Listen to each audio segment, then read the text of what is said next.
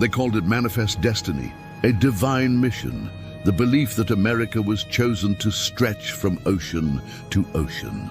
A land promised by God, claimed by men. But behind that shining phrase lay shadows darker than any frontier night. The story we were told was one of courage, discovery, and progress. The story we weren't told was one of fire, blood, and betrayal. The westward expansion wasn't just a journey, it was an invasion. As settlers pushed west, thousands of native nations were pushed out.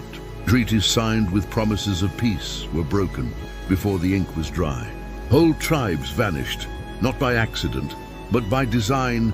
Imagine being told that your home, your river, your ancestors' graves no longer belong to you, that the soil beneath your feet was now America's destiny. The Trail of Tears wasn't destiny. It was displacement, forced by greed wrapped in prophecy. And yet, the resilience of those who survived remains one of the greatest acts of defiance in history. As the frontier moved forward, so did the myth. Textbooks spoke of pioneers and progress, not the villages burned or the treaties betrayed. It was easier to tell a story of conquest than to confront the cost. It was easier to glorify the settlers than to acknowledge the suffering they left behind. For the native peoples, the frontier never ended. It became a wound that never healed, a battle not of muskets and maps, but of memory and survival. To this day, the echoes of Manifest Destiny still shape the struggle over land, sovereignty, and justice. When we see protests against pipelines or the fight for sacred lands, we are not witnessing something new. We are seeing the continuation of a story centuries old, the descendants of those first displaced still defending what little remains. But this isn't just about the past. It's about the pattern, the way we glorify expansion and innovation while forgetting the lives beneath its weight. We celebrate the gold rush, but not the rivers poisoned by mercury.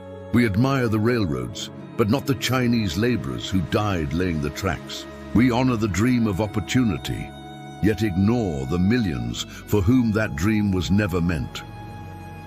Manifest Destiny was never destiny. It was a choice, and choices have consequences.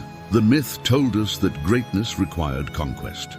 But the truth is, greatness requires remembrance.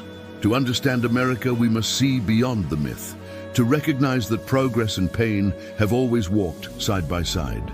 Every mile claimed, every mountain crossed, came at a human cost we still feel today. And maybe acknowledging that doesn't make us weaker. Maybe it makes us more honest, more human, because a nation that can face its past without fear of shame is a nation capable of real growth. The story of Manifest Destiny isn't just history, it's a mirror. It asks us to look closer, to question what we celebrate, and to decide what kind of destiny we want to believe in next.